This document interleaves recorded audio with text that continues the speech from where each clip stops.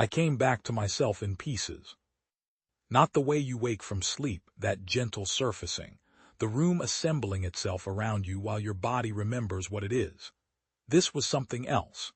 This was like watching a static screen slowly resolve, one pixel at a time, except the screen was me, and half the pixels were missing, and the ones that remained were wrong colors. First came the cold. A deep structural cold, the kind that doesn't live in your skin but in your marrow, as though the temperature had been calibrated to keep something preserved rather than kept alive. Then the light white and sourceless, the color of nothing, the color of a room that had never once held a shadow. Then sound, or the absence of it, a low harmonic hum that wasn't quite noise, more a pressure against the inner ear, the frequency of machinery that has been running for a very long time.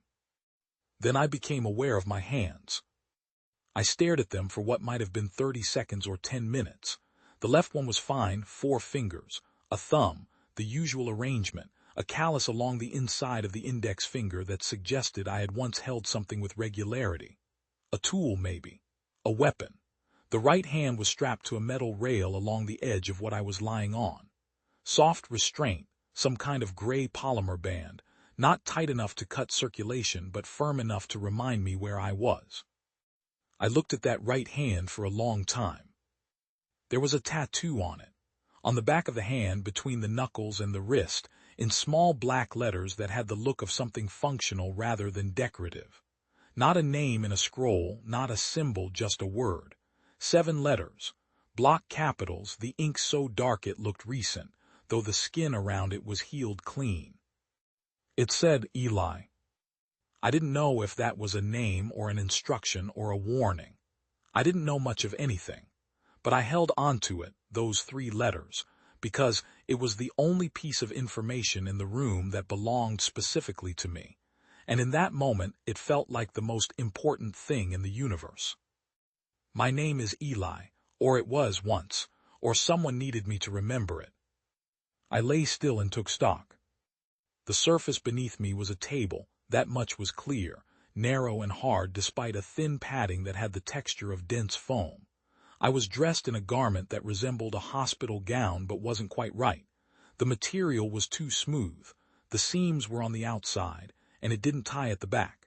It clasped, with small magnetic nodes at the shoulder and hip. Someone had designed this carefully. Someone had thought about how to dress something that couldn't dress itself. The room was perhaps 6 meters by 4. The walls were a uniform pale gray, smooth as poured resin, with no visible joints or seams.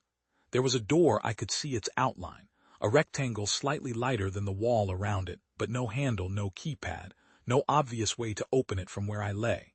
In the upper corners of the room, at angles that eliminated blind spots, were 3 small protrusions that might have been cameras or sensors or something else entirely.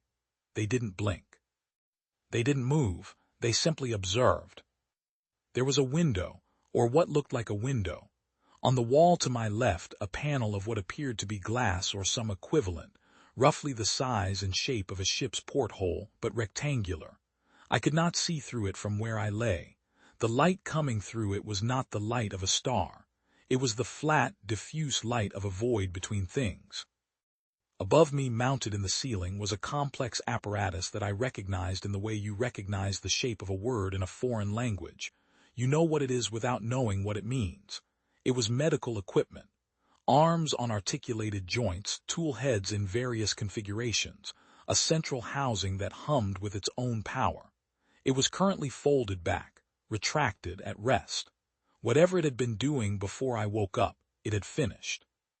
I thought, someone has been working on me. The thought arrived without panic, which surprised me. I had expected to feel afraid. What I felt instead was something much quieter and much more durable, a cold, settled, particular anger. The kind of anger that doesn't spike and fade. The kind that sits down, makes itself comfortable, and starts looking for exits.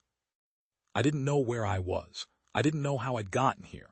I had a name on my hand and a callus on my finger and a memory, one memory, the only one I could find when I searched, of a girl on a beach. Her face was unclear. The beach was summer bright, the light the specific gold of late afternoon, and she was laughing at something I had just said. I didn't know her name. I didn't know my own except for the tattoo. I didn't know the beach or the planet or the year. But I remembered that she was laughing. I remembered that I had made her laugh. And I remembered, in the vague way you remember things that have been true for a long time, that this mattered to me. That making her laugh was something I had believed was worth doing. I held on to that too. I began to work at the restraint on my right wrist, quietly, methodically, without any visible hurry. If the sensors in the corners were live, frantic movement would accelerate whatever response was coming. Slow movement might be logged as the normal shifting of a recovering patient. I didn't know if they made that distinction. I didn't know what they were. But I worked slowly anyway, because slow and purposeful was what I had. The polymer band had a simple compression mechanism. It tightened under direct outward pull, but if you rotated the wrist first, creating a slight slack in the material, the release point could be found. I know this the way I know my callus. I don't know where I learned it, but I know it in my hands. My right hand rotated. My left found the seam in the band. 15 seconds and the restraint came loose. I sat up. The room made no response. The hum continued. The sensors, if that's what they were, did not change angle or intensity. I swung my legs off the table and stood. My legs held. That surprised me more than it should have. Whatever had been done to me on this table, my body was functional. No pain beyond the background ache of muscles that had been still too long. My balance was good. My hands were steady. The anger had leveled into something useful, attention, deliberate and specific, moving through the room the way a hand moves through dark water, feeling for shape. I went to the window. We were in space. I know that sounds like a thought that should take a moment to process, but it didn't. What I saw through that panel was stars, not the pinpoint scattered stars of an Earth night sky, but the dense, dimensional field of deep space, no atmosphere to wash them flat. Each one a distinct point of light in a black so absolute it had weight to it.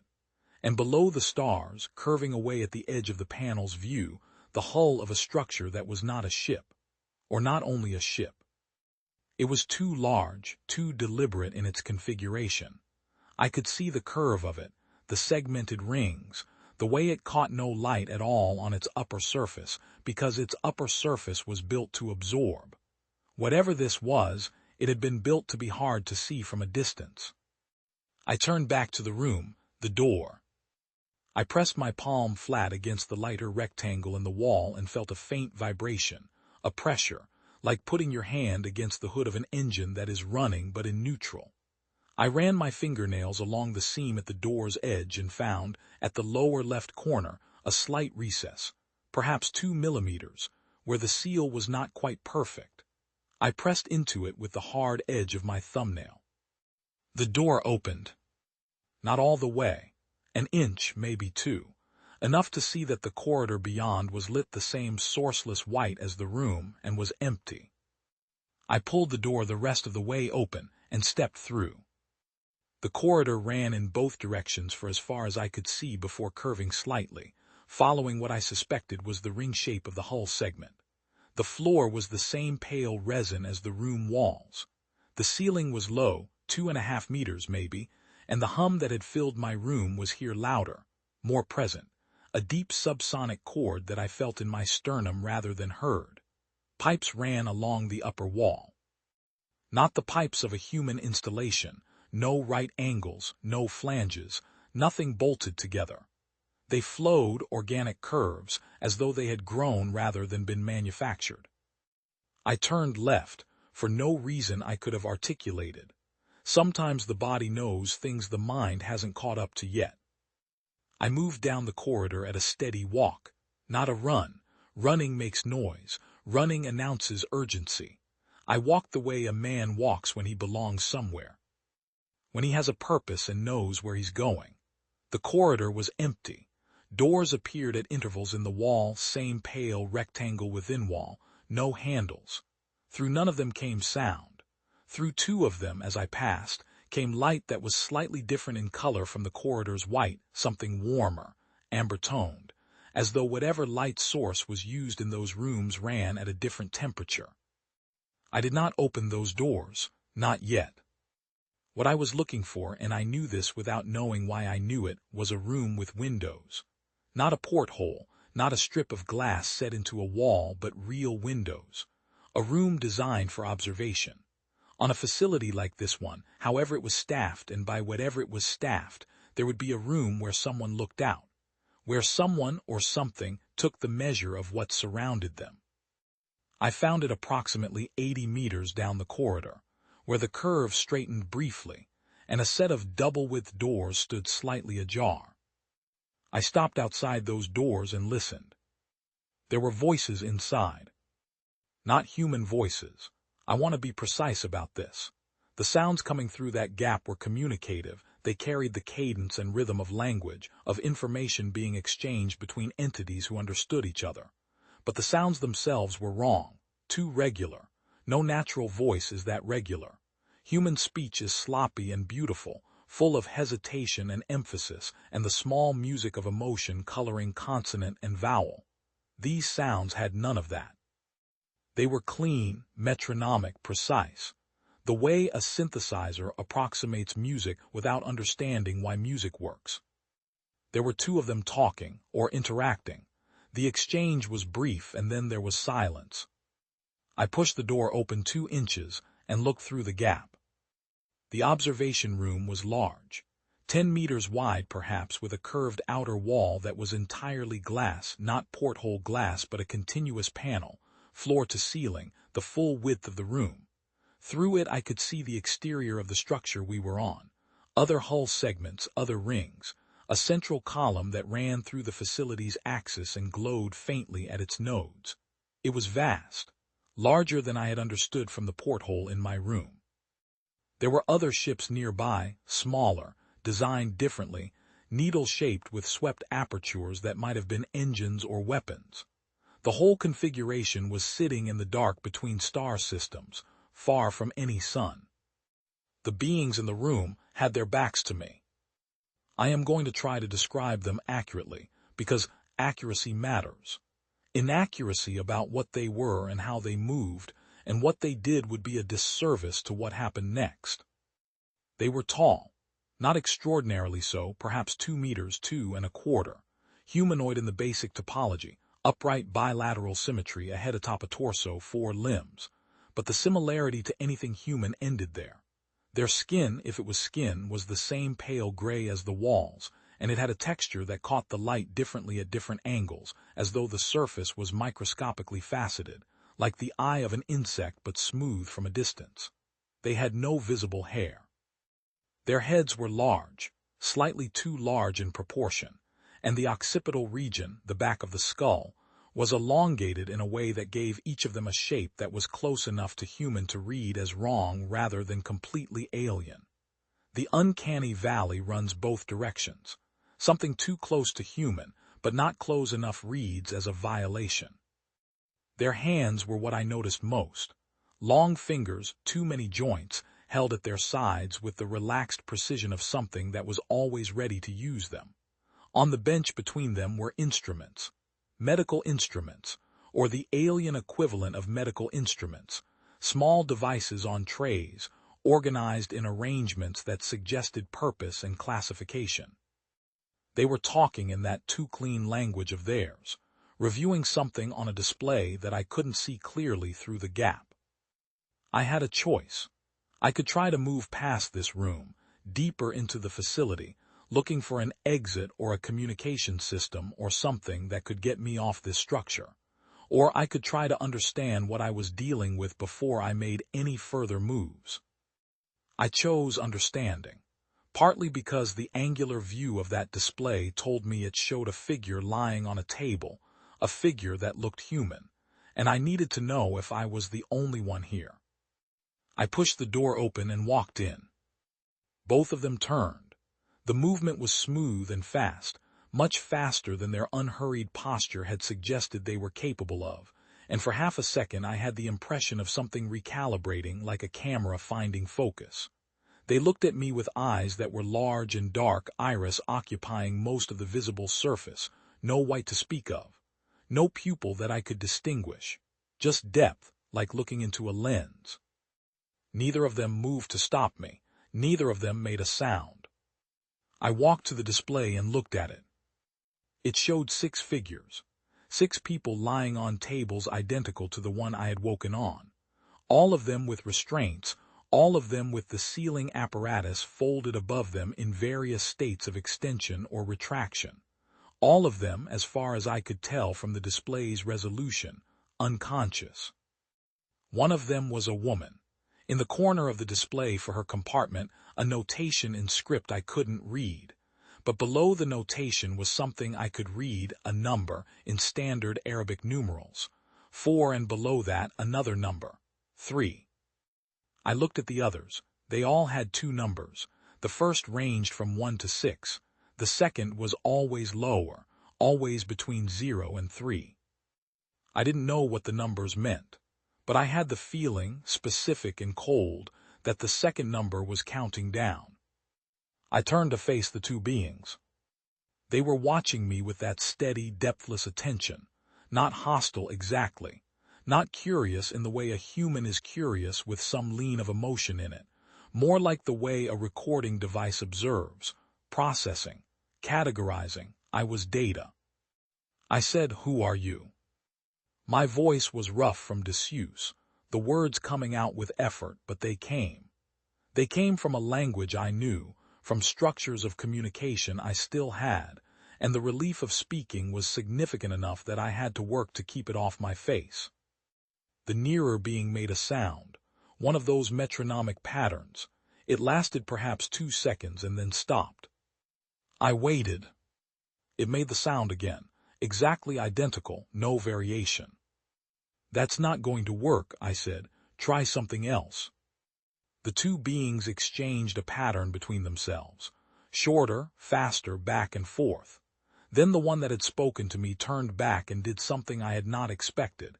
It reached to the bench, picked up one of the instruments, a thin wand the length of a pen, and with deliberate slowness wrote something on the surface of the display.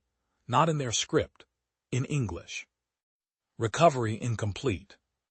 I looked at those 2 words for a long time. "Recovery," I said, "that's what you're calling it." They looked at me with those depthless dark eyes. There was no shame in them. There was no anything in them that I could read as an emotional state, only that steady, patient attention that made me feel like a sample in a slide mount. They were waiting for me to understand that they were right and that I should comply.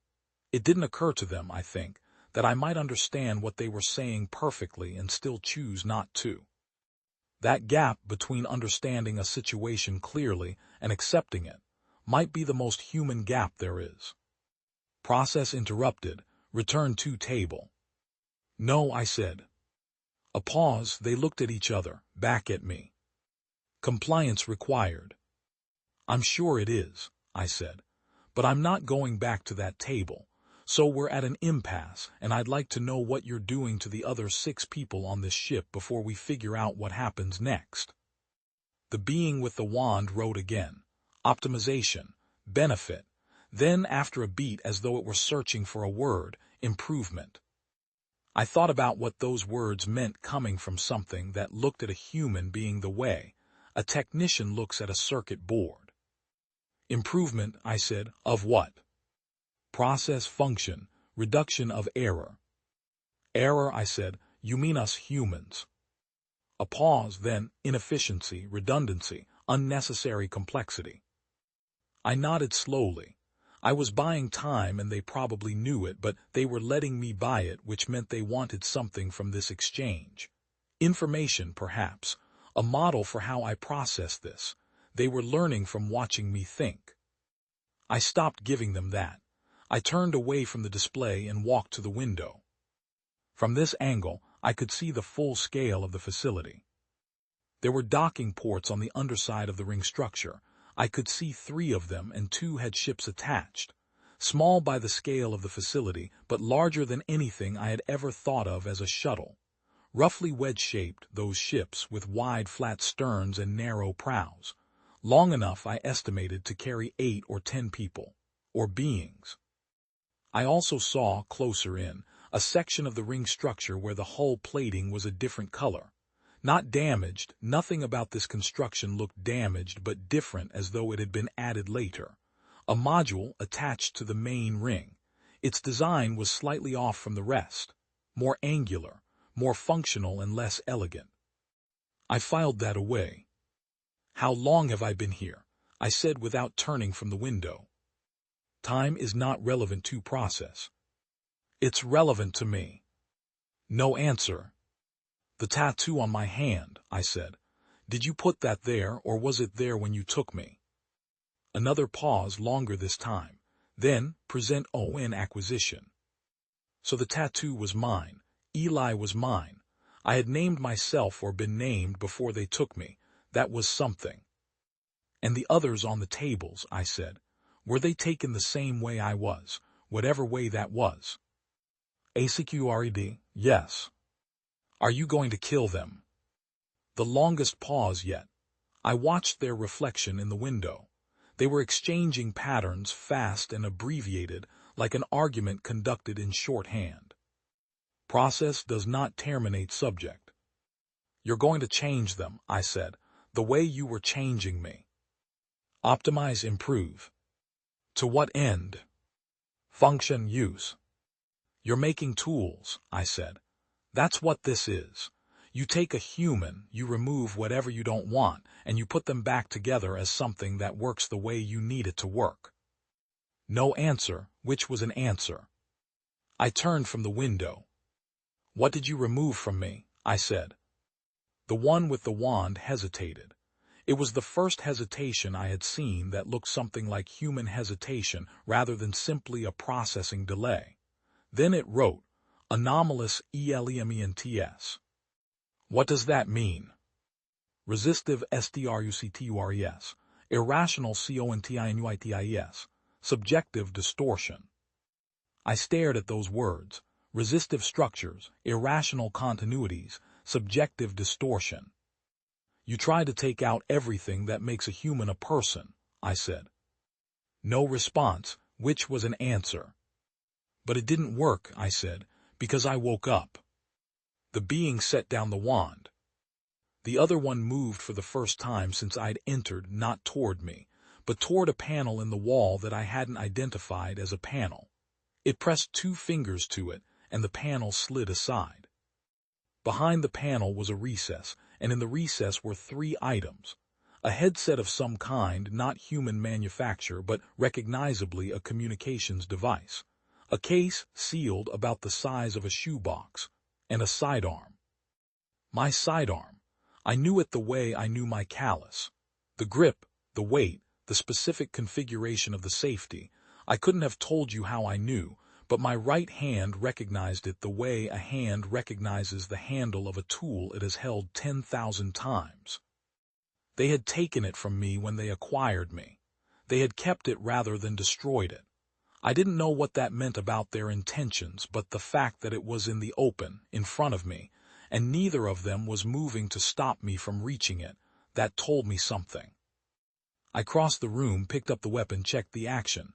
Full charge, ready. Neither of them moved. "You want me to do something for you," I said. "That's what this is. You couldn't complete the process, so now you're trying something else. You need me functional and cooperative." The wand again, "Yes." "What do you need?" The being pointed to the display, to the 6 figures on the tables. Then it wrote, "They will not cooperate. Process SDALLS. We require demonstration of correct function." "You want me to talk to them," I said. "You want me to tell them to stop resisting."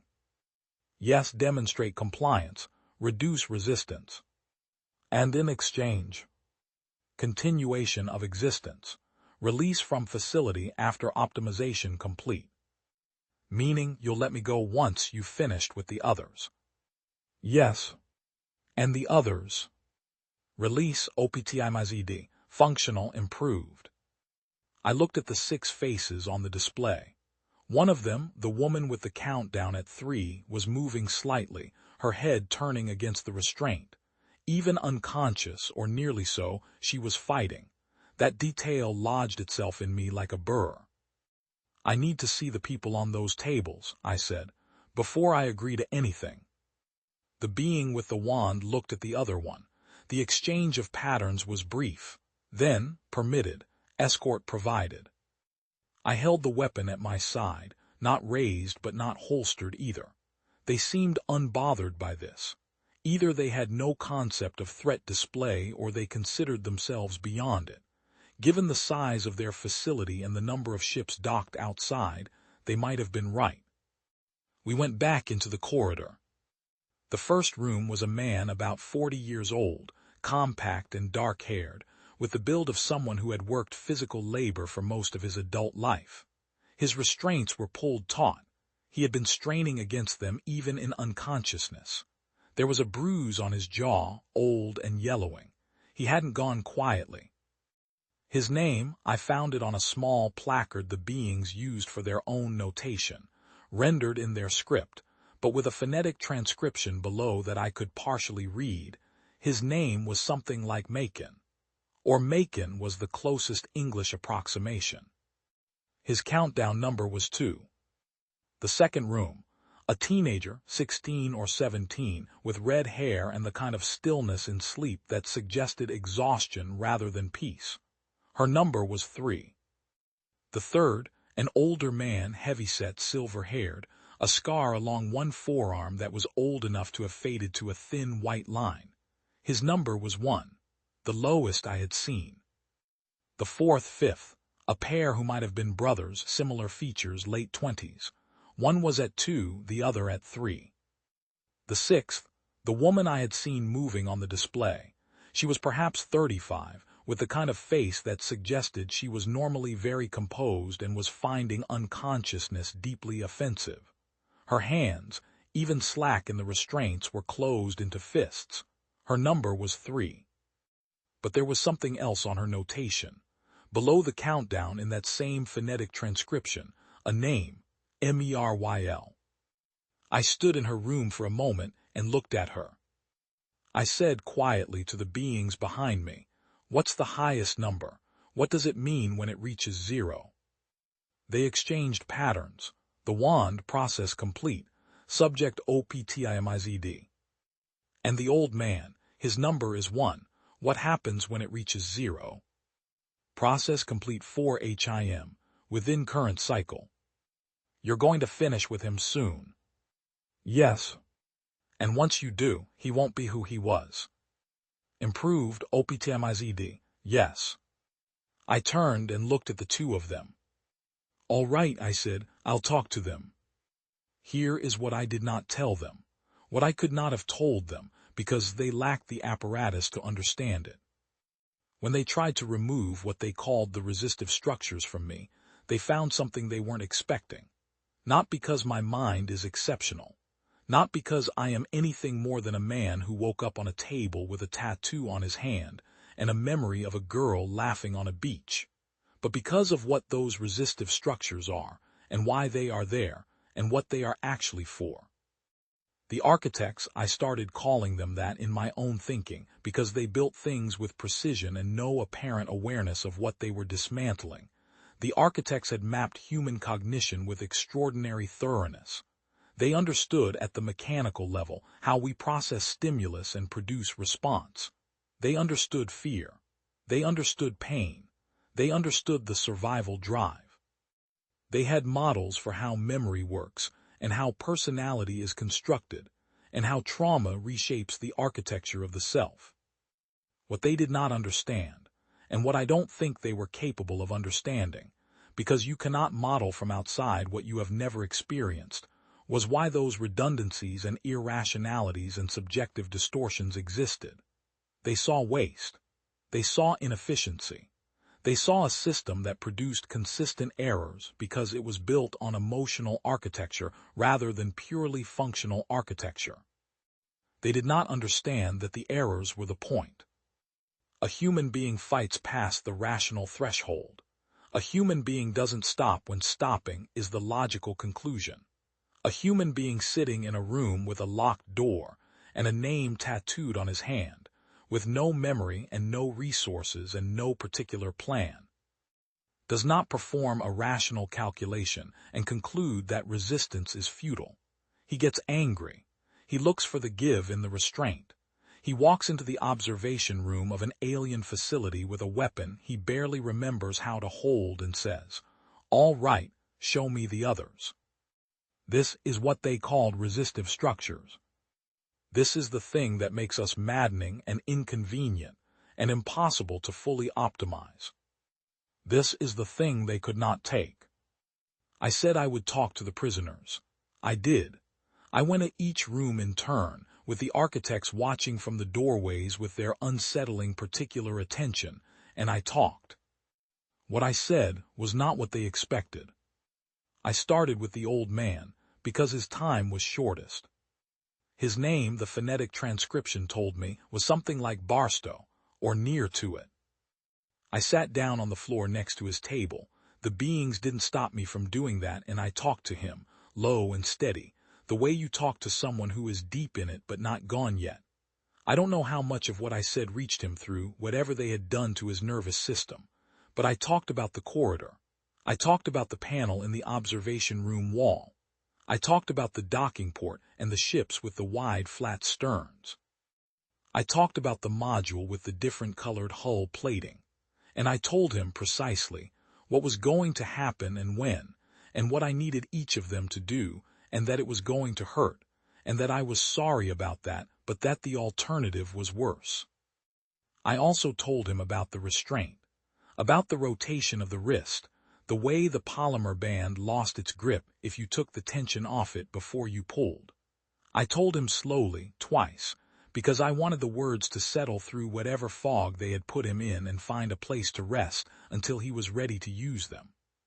His breathing changed while I talked, just slightly.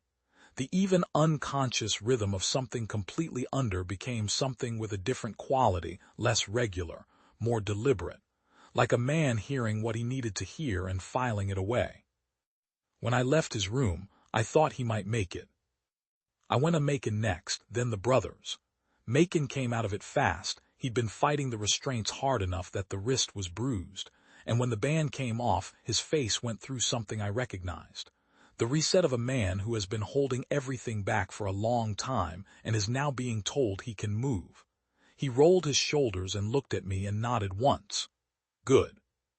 I told him about the corridor and the hub and the timing. I told him about the sidearm.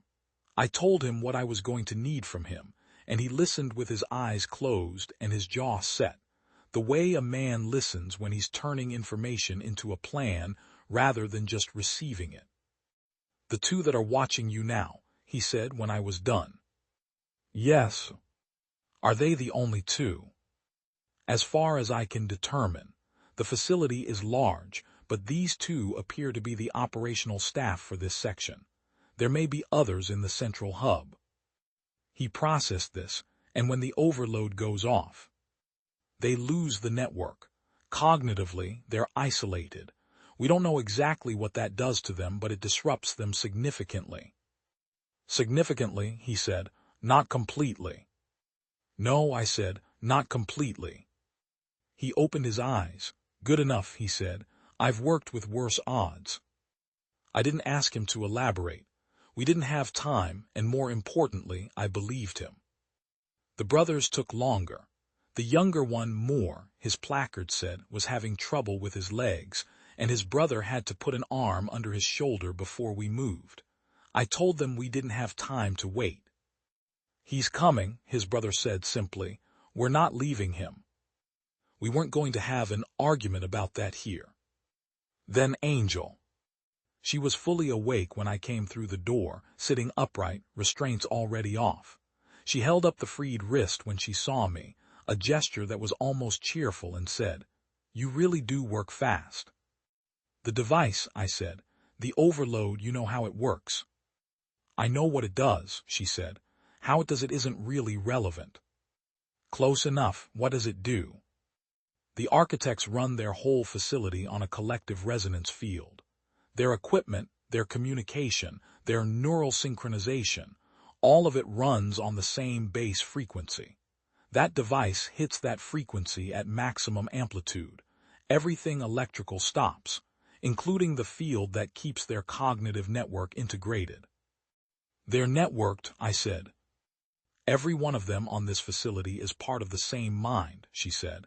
They think together. It's why they seem so precise. It's why they have no concept of individual will. They've never experienced individual will.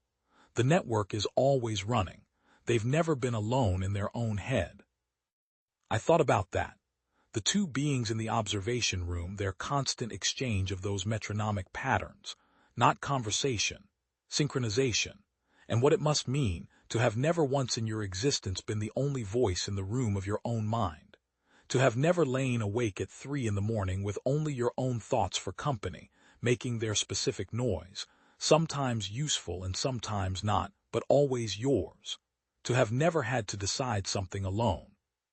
What happens when the field drops? I said. I don't know exactly, she said. Nobody does. But the working theory is that when you isolate them from the network, they stop functioning at full capacity. Like, imagine if the part of your brain that coordinates everything suddenly went silent. You'd still be there, but you wouldn't be coherent. How long? Long enough, she said. I handed her the device. She knew what to do with it before I finished the motion. The architects were pleased with my performance. I could tell, the way you can tell even without reading facial expressions, the way you read satisfaction in the change of posture or the rhythm of exchange. Their patterns to each other were faster, lighter in some quality I couldn't have named. They had their demonstration. They believed the process would proceed with reduced resistance now. They gave me a room. Not my original room, a different one, slightly larger without a restraint on the table.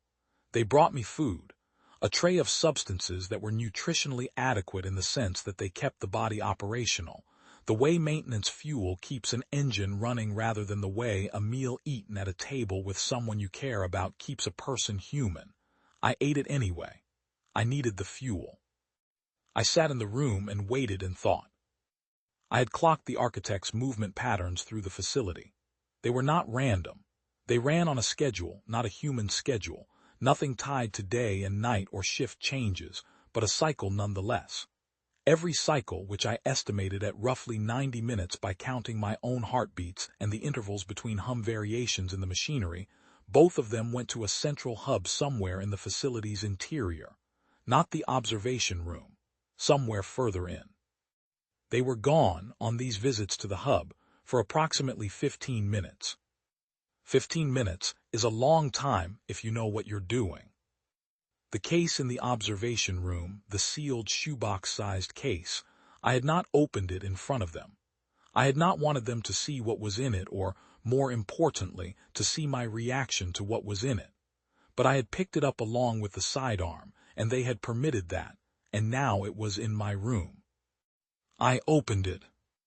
Inside were 2 items. The first was a device I didn't recognize as circular, palm-sized, with a set of small studs around its circumference and a central depression. Not architect manufacture. Human. Old, the casing scuffed but functional looking. The second item was a folded piece of material, not paper, something stronger with a matte finish, and on it, handwritten in a hand that I recognized without knowing whose it was a diagram, a schematic. Corridors and rooms and key locations, labeled in shorthand that assumed specific knowledge. At the bottom in the same hand, use the overload. DOCKING port C. Angel knows the ignition. Angel. The name on the red-haired girl's placard, below the phonetic transcription. Someone had planned for this.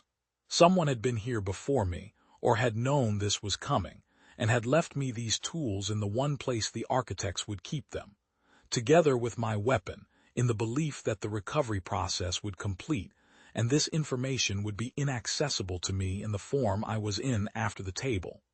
They hadn't counted on the process failing. They hadn't counted on me waking up early, with my resistive structures still in place, and walking out of the room with them still intact. I didn't know who had drawn the diagram. I didn't know how they had gotten onto this facility or how they had known what was here. But they had known enough to plan, and they had built the plan around one assumption, that whoever woke up on that table, whatever had been done to them, would still be human enough to use it. I looked at the circular device, the overload. I turned it in my hands and found on the reverse a single instruction engraved in the casing. 3 words, press and run. I waited for the architect's next cycle. When the hum shifted, a slight change in pitch that I had come to associate with their departure to the hub, I counted to 60, slow and steady, and then I moved. The corridors were empty. First, the old man's room, Barstow. I had told him what I needed and I had to trust that some part of it had reached him. When I came through his door, he was awake. Not fully himself, the eyes were still glassy at the edges, and he was moving carefully, the way you move when the ground under you isn't quite real, but awake and upright and sitting on the edge of his table with the restraint loose at his wrist. "You undid it," I said. "You told me how," he said. His voice was an old man's voice, rough and deliberate, with the cadence of someone who had been giving instructions to other people for most of his life and knew how to make words land. "I've been awake for 20 minutes, waiting. Can you walk? Watch me." He could walk. We went to Macon next, then the brothers. Macon came out of it fast. He'd been fighting the restraints hard enough that the wrist was bruised, and when the band came off, his face went through something I recognized. The reset of a man who has been holding everything back for a long time and is now being told he can move. He rolled his shoulders and looked at me and nodded once. Good. The brothers took longer. The younger one more, his placard said, was having trouble with his legs, and his brother had to put an arm under his shoulder before we moved. I told them we didn't have time to wait. "He's coming," his brother said simply. "We're not leaving him." We weren't going to have an argument about that here. Then Angel. She was fully awake when I came through the door, sitting upright, restraints already off. She held up the freed wrist when she saw me, a gesture that was almost cheerful, and said, "You really do work fast." "The device," I said. "The overload, you know how it works." "I know what it does," she said. "How it does it isn't really relevant." "Close enough. What does it do?" "The architects run their whole facility on a collective resonance field. Their equipment, their communication, their neural synchronization, all of it runs on the same base frequency. That device hits that frequency at maximum amplitude. Everything electrical stops, including the field that keeps their cognitive network integrated." "They're networked," I said. "Every one of them on this facility is part of the same mind," she said. "They think together. It's why they seem so precise. It's why they have no concept of individual will. They've never experienced individual will. The network is always running. They've never been alone in their own head." I thought about that. The two beings in the observation room, their constant exchange of those metronomic patterns, not conversation, synchronization. "What happens when the field drops?" I said. "I don't know exactly," she said. "Nobody does. But the working theory is that when you isolate them from the network, they stop functioning at full capacity. Like, imagine if the part of your brain that coordinates everything suddenly went silent. You'd still be there, but you wouldn't be coherent." "How long?" "Long enough," she said. I handed her the device. She knew what to do with it before I finished the motion. We gathered in the corridor. Barstow, Macon, Angel, the 2 brothers, and Muriel. 6 people in architect medical gowns with their shoes off because the architects had seen no reason to preserve shoes, moving quietly through a facility that was still, as far as we could tell, running on schedule. I showed them the schematic. Docking port C 3 levels down from where we are. The ships there are not architect design, they're human manufacture, or close enough. "Angel, can you fly something that's close enough?" "I can fly anything," she said, "the way people say things that are true." "Macon, you and the brothers, there are 2 beings in the hub at the center of this ring. If they come out of the hub before we're off this facility, we have a problem. I need you to be between them and us." Macon looked at the 3 of them himself, the 2 brothers, and then at me. And we do that with what exactly? I unclipped the sidearm, checked the charge one more time, and handed it to him. He took it without comment. Muriel, I said, you stay with Barstow. If he has trouble on the descent, you're his legs. She looked at the old man. He looked back at her with the specific dignity of a man who knows he needs help and is not going to make it complicated. Fine, she said. Angel goes first, I said. She activates the device at the top of the descent to Port C. We move as soon as it goes off. We have however long the disruption lasts to get to a ship and get it away from the docking clamps. Angel, once we're aboard. I know, she said. We don't stop, I said. Not for anything, not to see what's happening behind us. Straight out and straight gone. Where? Said Macon. I didn't have an answer for that. I didn't know where we were or where anything else was from here. I said, away from here is enough for now. He nodded. It was enough. The descent to Port C was 3 levels, which in this facility meant 3 sets of the smooth ramp-like passages that connected the rings. No stairs, nothing with steps, nothing with edges. Everything flowed in that unsettling organic way that reminded me, on every surface I touched, that nothing here had been built for a human hand. We reached the top of the first descent, and Angel looked at me, and I nodded. She pressed the device. The sound it made was not loud. A single tone, like a bell struck underwater, sustained for 2 seconds and then gone. But in the wake of that tone, the hum that had been constant, the subsonic chord of the facility in full operation, dropped. Not to silence, to something less than it had been. The specific frequency that I had learned to feel in my sternum without noticing it was simply gone, as though the note had been lifted from a chord, and the chord that remained was incomplete. We ran. The ramps were smooth and fast, and we went down them at a controlled near sprint, Barstow and Muriel behind me, the brothers carrying their own weight now on the adrenaline that had been building since they came off those tables. Macon was behind us all, watching rearward. Port C was a wide bay, lower ceilinged than the rest of the facility, with 3 docking cradles along the inner wall. 2 were empty. The third held a ship that I recognized from the schematic. Wide, flat stern, narrow prow, human-adjacent manufacture. Not beautiful, not new, but whole. Angel was already at the access panel when we reached it. It's locked, she said, and said it the way someone says a thing that is a problem but not a stopping point. How long? I said. 30 seconds, she said, and meant it and was right. The access panel opened, the hatch behind it opened, we went in. The interior of the ship was designed for 8 occupants, 8 human occupants, which meant the architects had acquired this ship rather than built it. The seating, the control layout, the storage along the aft wall, all of it human in its proportions. Someone had been here, someone who sat and stood and moved the way we did. Angel dropped into the pilot's seat and her hands went to the controls with the confidence of a person who has done this before. Not this specific ship, but this category of thing. I could see her processing the layout, cross-referencing, adapting. 60 seconds to ignition, she said. Maybe 70.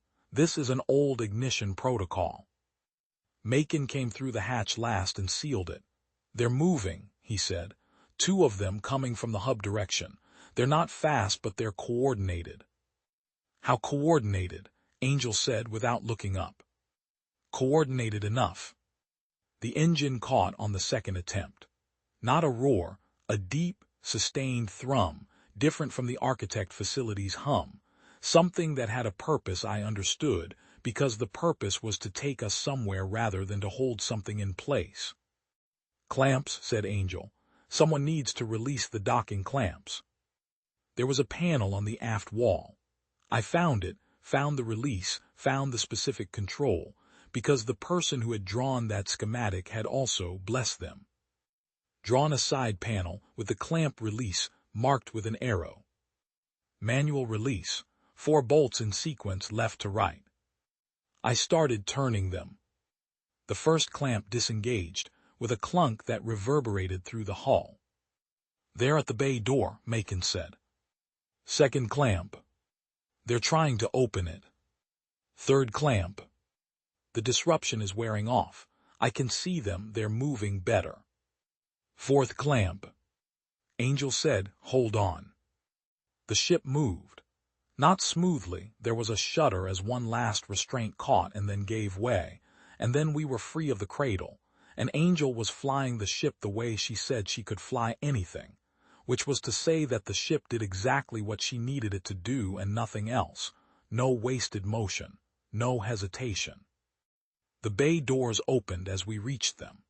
They opened because the architects, whoever they were and however their minds worked, had built their facility for ingress and egress. And even in a disrupted state, the door mechanism still functioned, and a ship moving toward a closed bay door at speed was a problem their systems recognized and resolved by opening the door. We went through the door. We went out into the dark. I don't know how long we traveled before anyone spoke. Long enough for the facility to fall behind us to a visible object, then to a point of light indistinguishable from the stars around it. Long enough for hands to unclench and breathing to slow, and for the reality of being alive and free, and moving away from something terrible to finish arriving.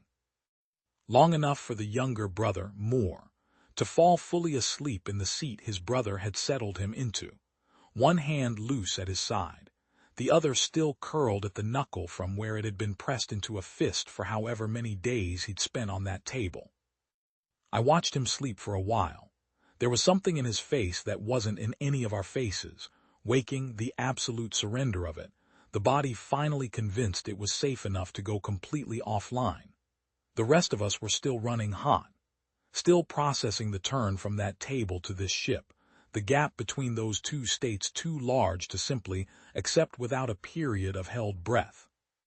His brother sat beside him and did not sleep and did not speak.